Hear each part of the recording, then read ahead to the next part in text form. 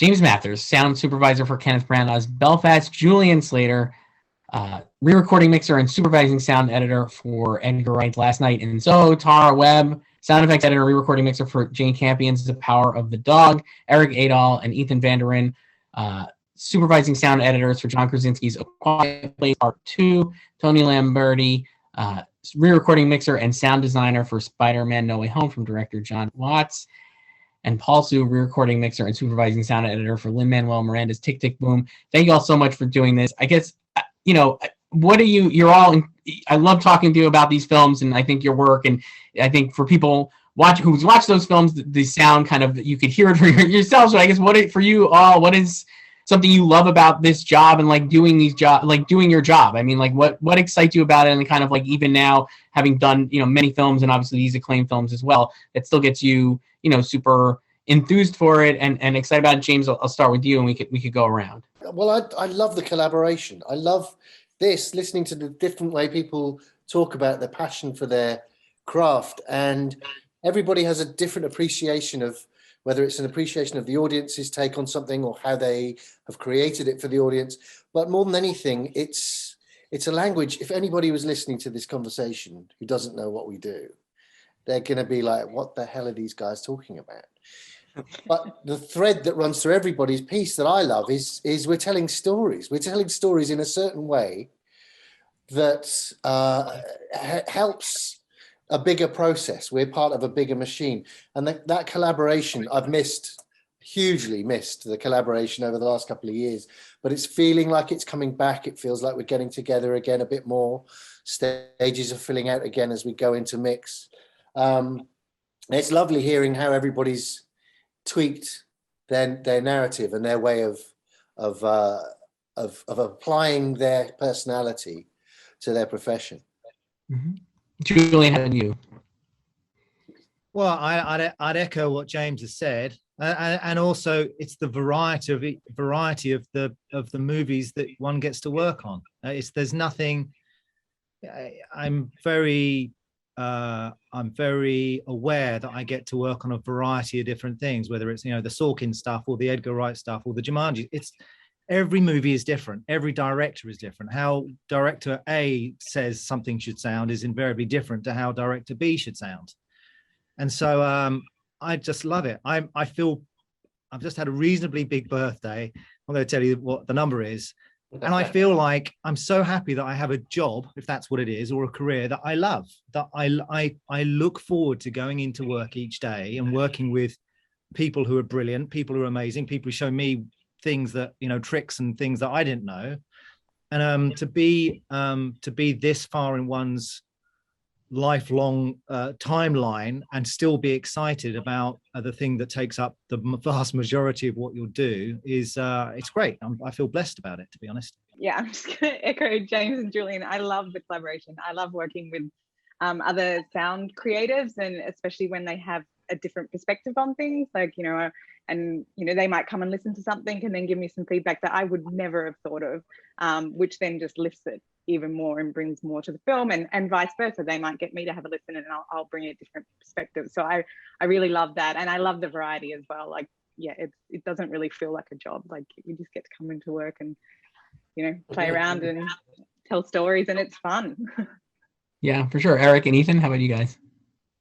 For me, I think the thing I love the most is really helping to create moments. I think back to when I started in this business as an apprentice, and I started by going out and recording, sound effects in the field and then bringing them back into the studio. And I remember the first time actually playing around, at a Moviola back then. This was pre-digital, and placing, a single sound against the picture and finding just the sort of magic moment that could be created with the right sound and the right picture, at the right moment to create something bigger and greater than the sum of the parts, really, and sort of creating its own special magic. And that's what really hooked me, on this business and what we do. So I think for me, that's at the heart of it, because it's, you know, something I feel inside, really the magic that we can help create. And then, of course, as everyone else has sort of mentioned, the collaboration is huge, because we get to work with the most brilliant people and create together, create magic together. So yeah, it's a really fun thing to be able to participate in. Well, gosh, James, Julian, Tara, and Ethan just took all of my best answers. So I would agree with 100% with all of that. And maybe just one little detail I would add is that there's kind of a personal part of creating sound for me too, that, you know, I think about, I've been recording, you know, building my sound libraries since I was a teenager. And when I go through them, I might just like randomly come across a sound I recorded, you know, 20 years ago. And it's almost like a personal diary where you go back and you're like, you hear it and you're right there, right when it happened. I came across these frogs I recorded in Cambodia for a Terrence Malick movie a couple of days. And I just remember, I heard that and I just remembered sitting out there for hours in a meditative state in the middle of the night, trying not to get too many mosquito bites. And there's something to me that's just emotional about, you know, you're in a way, you know, your life can kind of be laid out with these sounds in this timeline. And, you know, we have a lot of animals at home. I've recorded every one of them a million times and put them in movies. And I'll just be watching a movie that I'd done and be like, oh, Freya, you know, she made it to 17 and what a great dog. Or so, you know, to me, that's a beautiful personal side to what we do too. It's personal. Yeah, that's amazing. Tony, how about yourself? Well, you know, I got to say, you know, they've all hit the nail on the head. You know, working on movies is the most collaborative art form on the planet, and all these talented artists that we have here today, you know, being able to collaborate with them from time to time. Julian and I have worked together. You know, it's a great joy. It's really a great joy, and you know, when you are able to spend most of your time, because we spend most of our time doing this, more time than I think we spend at home or with our families or whatever. And so when you're able to spend that amount of time working on something over and over and over again, as we do, and every time, you know, and not get tired of it and not get bored of it, and just keep doing great work, that's the true test. Paul, last but certainly not least, how about yourself? Yeah.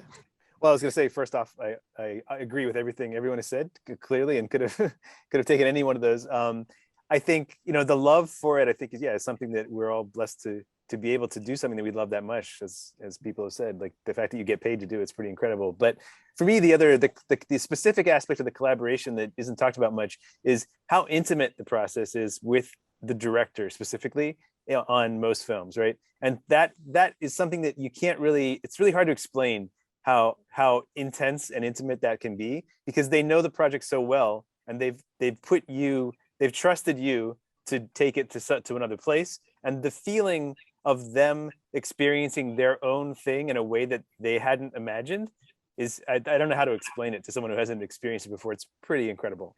And that for me is really the thing that you can't do anywhere else that I know of. So. Yeah, it's incredible. And I think, like, obviously, like, if people have watched this, like, you know, the work you're doing on these films, it makes them so, it just makes them the films that they are. Like, we're like, every one of you and has, you know, like from James, that we were talking about, like with Belfast, and from bringing out Buddy's perspective to every one of these films, I feel like, you know, are doing that, and like kind of like really, I think, Erik, you were saying, like, they're like, it really does, the personal that you guys are bringing to it, I think it gives the audience a kind of sense of memory sense as well, and they'll think back on these films and how they sounded, and like kind of like you'll just remember these specific things, and I think they really pop out and stand out. And it's been great chatting with all of you. James Mather from Belfast, Julian Slater, Last Night in Soho, Tara Webb from The Power of the Dog, Erik Aadahl and Ethan Van Der Ren from Quiet Place Part 2, Tony Lamberti from Spider-Man No Way Home, and Paul Su from Tick Tick Boom. Thank you all so much for doing this. I really appreciate it. Thank you. Thank you. It's great to spend some time with you guys. Yeah, and you. Yeah. See you all soon.